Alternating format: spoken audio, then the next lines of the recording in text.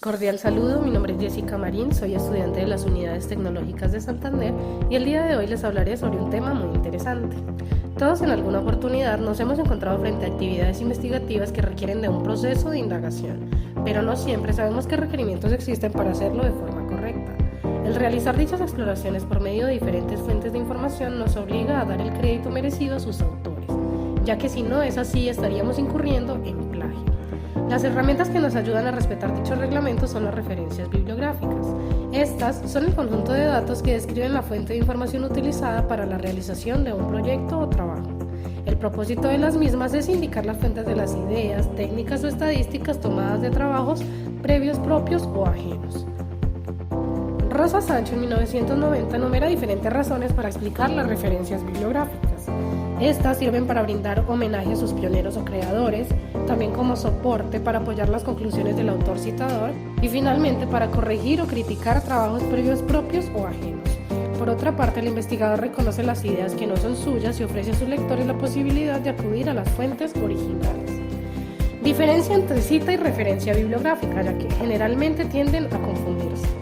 Una cita es una presentación textual o resumida de ideas expresadas por otros autores, citada para mostrar acuerdo o desacuerdo con las mismas, a diferencia de la referencia, que es una descripción más específica acerca de cada fuente de información de donde se extrajo cada cita. Estas se consignan en una lista de referencias al final del documento. Las citas se encuentran en el cuerpo del documento, a diferencia de las referencias que se encuentran al final del documento.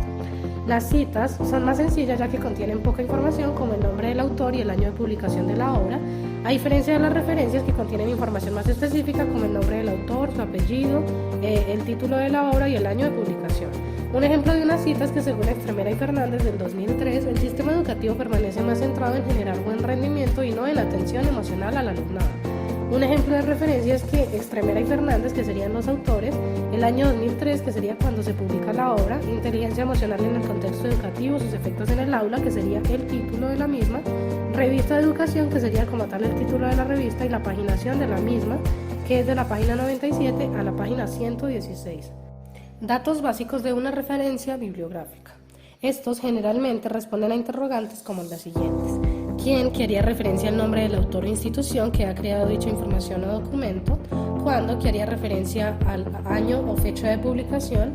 ¿Cuál obra? Que haría referencia al título o nombre de aquel texto, revista o libro publicado.